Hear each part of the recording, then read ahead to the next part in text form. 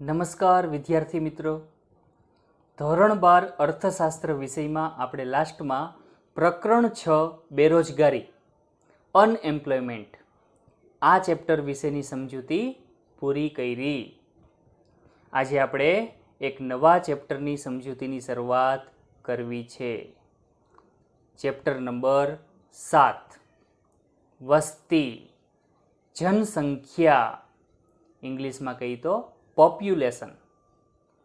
Board પરીક્ષામાં આ chapter 10 ગુણમાં પૂછાય. તો આ ચેપ્ટરની આજે આપણે સમજૂતી જોશું, શરૂઆત કરશું. ચેપ્ટરને વ્યવસ્થિત રીતે સમજવા માટે સૌથી પહેલાં આપણે એક ઇન્ટ્રોડક્શન પેરેગ્રાફ સમજવાનો છે. યાદ રાખો, જોઈએ, સમજીએ. આ યાદ રાખો પેરેગ્રાફ આપણા માટે એટલા માટે પણ અગત્યનો છે કારણ કે આ પેરેગ્રાફમાંથી વિકલ્પો પૂછાઈ શકે, એક બે વાક્યમાં જવાબ આપવાના પ્રશ્નો પૂછાઈ શકે, 2 માર્કનો એક ક્વેશ્ચન પૂછાઈ શકે. એટલા માટે આપણે આ પેરેગ્રાફ વ્યવસ્થિત યાદ રાખશું, સમજશું. જો વર્તમાન સમયમાં વિશ્વની વસ્તી 7 અબજનો આંક વટાવી ગઈ. વર્તમાન સમયમાં સમગ્ર વિશ્વની વસ્તી, વિશ્વમાં લગભગ 200 જેટલા દેશો છે, આ સમગ્ર વિશ્વની વસ્તી કયો આંક વટાવી ગઈ છે? 7 અબજનો આંક વટાવી ગઈ છે. એટલે કે 700 કરોડનો આંક વટાવી ગઈ છે. એની સામે જો ભારતની વાત કરીએ તો ભારતની વસ્તી 1.25 અબજના આંકને પહોંચવા આવી છે. 125 કરોડના આંકને પહોંચવા આવી છે. વર્ષ 2016માં આ સિલેબસ ડિક્લેર થયો એ મુજબનો આ આંકડો છે. બાકી જો લેટેસ્ટ વાત કરવા જઈએ અત્યારની તો લગભગ 135 કરોડથી પણ વધારે દેશની વસ્તી છે. પણ આપણે તો સિલેબસ પ્રમાણે આ આંકડો યાદ રાખવાનો કે ભારતની જે વસ્તી છે એ 1.25 અબજના આંકને પહોંચવા આવી છે. એવો ક્વેશ્ચન આપણને પૂછાશે કે વર્તમાન સમયમાં વિશ્વની વસ્તી કયા આંકને પાર કરી ગઈ છે? આપણો આન્સર હોવો જોઈએ 7 અબજના આંકને પાર કરી ગઈ છે.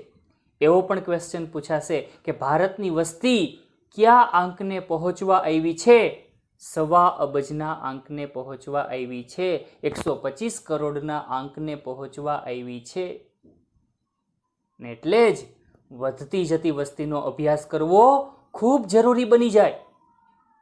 કારણ કે દેશની વધતી જતી વસ્તીની આવશ્યક જરૂરિયાતો પૂરી કરવી, રોટી કપડાં ઓર મકાન જેવી આવશ્યક જરૂરિયાતો પૂરી કરવી, શિક્ષણ આરોગ્ય જેવી આવશ્યક જરૂરિયાતો પૂરી કરવી દરેક દેશની સરકાર માટે એક પાયાની બાબત છે, એક મહત્વની બાબત છે. એટલે જ વધતી જતી વસ્તીનો અભ્યાસ જરૂરી બની જાય. કારણ કે દેશની વસ્તી વધવાની સાથે સાથે દેશની જે સરકાર છે એની પણ જવાબદારીમાં વધારો થતો હોય. કારણ કે વસ્તીની આવશ્યક જરૂરિયાતો પૂરી કરવી દરેક દેશની સરકાર માટે એક મહત્વની બાબત છે, પાયાની બાબત છે. હવે લોકોની આ આવશ્યક જરૂરિયાતો પૂરી કરવામાં કુદરતી સંસાધનો ખૂબ મહત્વનો ભાગ ભજવે છે. લોકોની આવશ્યક જરૂરિયાતો પૂરી કરવામાં મહત્વનો ભાગ કોણ ભજવે? કુદરતી સંસાધનો. કઈ રીતે? જોઈએ. જો માનવ શ્રમ અને કુદરતી સંસાધનોની મદદથી ચીજ વસ્તુઓનું ઉત્પાદન કરી શકાય. જો દેશમાં માનવ શ્રમ અને કુદરતી સંસાધનોનો મહત્તમ અને કાર્યક્ષમ ઉપયોગ કરવામાં આવે તો જ દેશમાં ઉત્પાદનો વધે. અને ઉત્પાદનો વધે તો જ દેશના લોકોની આવશ્યક જરૂરિયાતો સંતોષાય. એટલે વધતી જતી વસ્તીની આવશ્યક જરૂરિયાતો સંતોષવામાં કોણ મહત્વનો ભાગ ભજવે? તો કે કુદરતી સંસાધનો છે એ મહત્વનો ભાગ ભજવે છે. કુદરતી સંસાધનો અને માનવ શ્રમની મદદથી દેશના કુલ ઉત્પાદનમાં વધારો કરી શકાય છે, વસ્તુઓ અને સેવાઓના ઉત્પાદનમાં વધારો કરી શકાય છે અને લોકોની આવશ્યક જરૂરિયાતોને સંતોષી શકાય છે. ને તો જ દેશનો આર્થિક વિકાસ પણ ઝડપી બને. જો દેશના કુલ ઉત્પાદનો વધે તો દેશની રાષ્ટ્રીય આવક વધે, લોકોની માથાદીઠ આવક વધે, લોકોના જીવન ધોરણ ઊંચા જાય અને પરિણામે દેશનો ઝડપી આર્થિક વિકાસ શક્ય બને. એટલે કુદરતી સંસાધનોનો મહત્તમ અને કાર્યક્ષમ ઉપયોગ ખૂબ જરૂરી છે આ વાત. પણ અહીં એક તકલીફની પણ વાત છે કે વધતી જતી વસ્તીની કુદરતી સંસાધનો પર વિપરીત અસર થતી જોવા મળે છે. વધતી જતી વસ્તીની કુદરતી સંસાધનો પર કેવી અસર થતી જોવા મળે છે? વિપરીત, ખરાબ અસર થતી જોવા મળે છે. વધતી વસ્તી અને કુદરતી સંસાધનો વચ્ચે બે બાબતો મહત્વની છે. એટલે કે વધતી વસ્તીની કુદરતી સંસાધનો પર બે વિપરીત અસર થતી જોવા મળે છે, બે ખરાબ અસર થતી જોવા મળે છે. આપણને 2 માર્કમાં એવો ક્વેશ્ચન પૂછાશે કે વધતી વસ્તી અને કુદરતી સંસાધનો વચ્ચે કઈ બે બાબતો મહત્વની છે? 2 માર્ક. વધતી વસ્તીની કુદરતી સંસાધનો પર કઈ અસરો થતી જોવા મળે છે? 2 માર્ક. આપણો જવાબ આ એક જ હોવો જોઈએ. આપણે આ 2 લીટી પોઈન્ટ ખાસ મગજમાં રાખવાના છે. આ 2 લીટી પોઈન્ટ ખાસ વ્યવસ્થિત રીતે સમજવાના છે. પહેલો લીટી પોઈન્ટ, વસ્તી ઝડપથી વધવાથી મર્યાદિત કુદરતી સંસાધનોનો ઝડપથી નાશ થશે, જે લાંબા ગાળે ભાવિ પેઢી માટે ખતરારૂપ બાબત બનશે.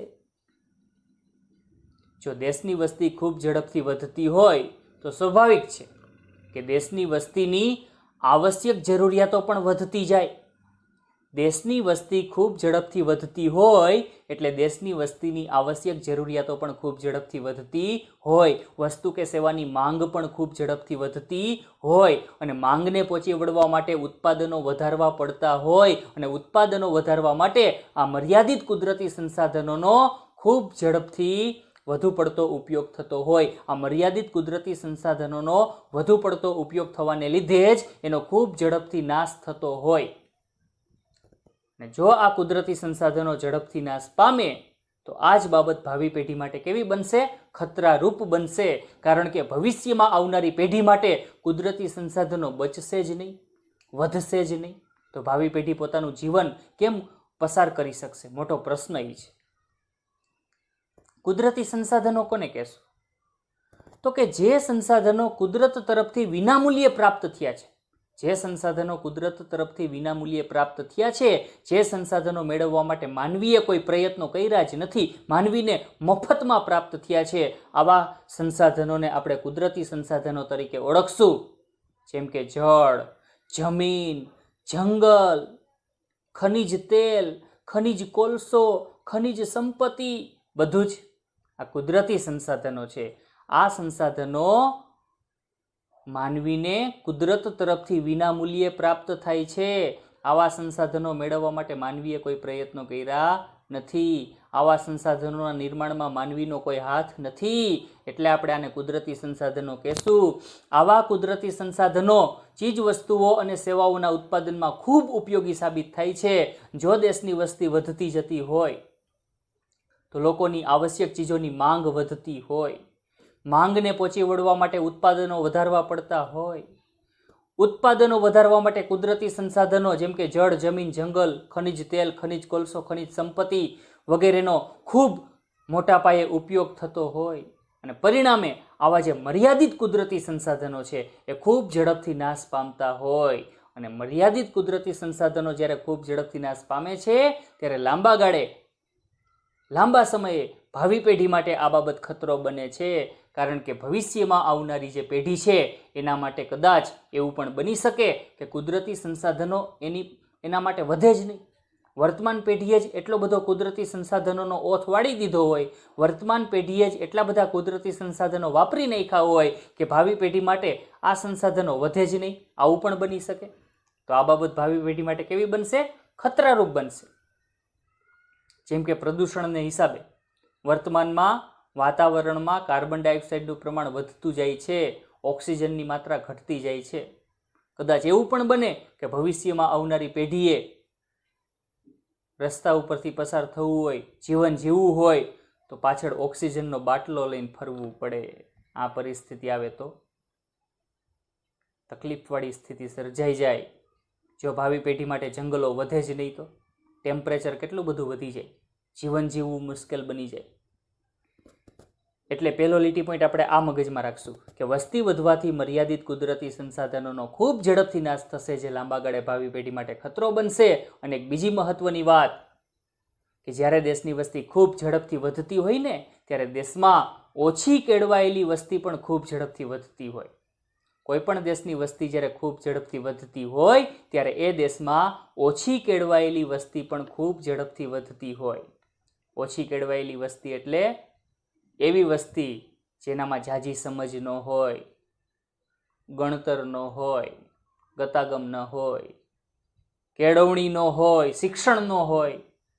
આ વાત એટલે ઓછી કેળવાયેલી વસ્તી પણ ખૂબ ઝડપથી વધે, પરિણામે કુદરતી સંસાધનોનો શ્રેષ્ઠતમ ઉપયોગ થઈ ન શકે, પણ કુદરતી સંસાધનોનો બગાડ વધારે થાય અને પરિણામે કોઈ પણ દેશના આર્થિક વિકાસમાં આ બાબત બાધારૂપ નીવડે.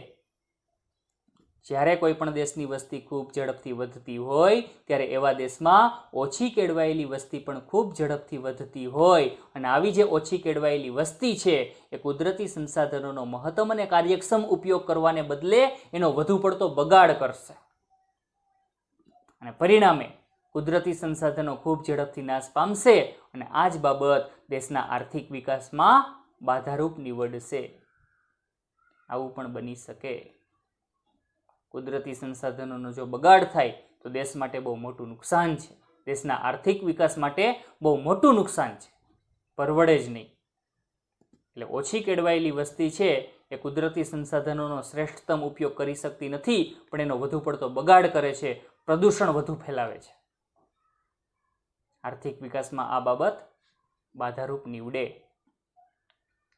એટલે આ બે બાબતો, બે લીટી પોઈન્ટ આપણે ખાસ યાદ રાખશું કે વધતી વસ્તી અને કુદરતી સંસાધનો વચ્ચે આ બે બાબતો ખૂબ મહત્વની છે. ફરીથી રિપીટ કરી લઈ. વસ્તી વધવાથી મર્યાદિત કુદરતી સંસાધનોનો ખૂબ ઝડપથી નાશ થાય છે, જે લાંબા ગાળે ભાવિ પેઢી માટે ખતરારૂપ બાબત બને છે. અને બીજી બાબત, કોઈ પણ દેશની વસ્તી જ્યારે ખૂબ ઝડપથી વધતી હોય ત્યારે એ દેશમાં ઓછી કેળવાયેલી વસ્તી પણ ખૂબ ઝડપથી વધતી હોય અને આવી જે ઓછી કેળવાયેલી વસ્તી છે એ કુદરતી સંસાધનોનો મહત્તમ અને કાર્યક્ષમ શ્રેષ્ઠતમ ઉપયોગ કરવાને બદલે કુદરતી સંસાધનોનો વધુ પડતો બગાડ કરશે અને આ બાબત કોઈ પણ દેશના આર્થિક વિકાસમાં બાધારૂપ નીવડશે, અડચણરૂપ નીવડશે. છેલ્લે એક વાત ઇન્ટ્રોડક્શન પેરેગ્રાફમાં કે દેશની મોટાભાગની સમસ્યાઓના મૂળમાં છે ને વસ્તી વધારો છે. 1 માર્કનો મોસ્ટ ટાઈમ્પી ક્વેશ્ચન છે. તમને એવો ક્વેશ્ચન પૂછાય કે દેશની મોટાભાગની જે સમસ્યાઓ છે એમાં પછી ગરીબીની સમસ્યા હોય કે પછી બેરોજગારીની સમસ્યા હોય કે પછી કુપોષણની સમસ્યા હોય કે પછી નિરક્ષરતાની સમસ્યા હોય, ગંદકીની સમસ્યા હોય, કોઈ પણ સમસ્યા હોય, દેશની મોટાભાગની સમસ્યાઓના મૂળમાં શું છે તો કે વસ્તી વધારો છે. આટલી બધી વસ્તી છે દેશમાં એટલે આવી અનેક સમસ્યાઓ દેશમાં જોવા મળે છે. જે દેશોમાં વસ્તી કંટ્રોલમાં છે ત્યાં સમસ્યાઓ ખૂબ ઓછી છે, પણ જે દેશોમાં વસ્તી ખૂબ વધુ પડતી છે ત્યાં સમસ્યાઓ પણ ખૂબ વધુ પડતી છે. આ સ્થિતિ છે. એટલે જ વધતી જતી વસ્તીનો અભ્યાસ કરવો ખૂબ જરૂરી બની જાય છે. આ વાત છે. 1 માર્કમાં ક્વેશ્ચન પૂછાય કે દેશની મોટાભાગની સમસ્યાઓના મૂળમાં શું છે, આપણો આન્સર હોવો જોઈએ વસ્તી વધારો છે. તો આ સાથે જ આપણી આ જે ઇન્ટ્રોડક્શન બાબત છે એ અહીં પૂરી થાય છે. નેક્સ્ટ ટાઈમ આપણે પહેલા ક્વેશ્ચનની શરૂઆત કરશું. અસ્તુ. જય હિન્દ.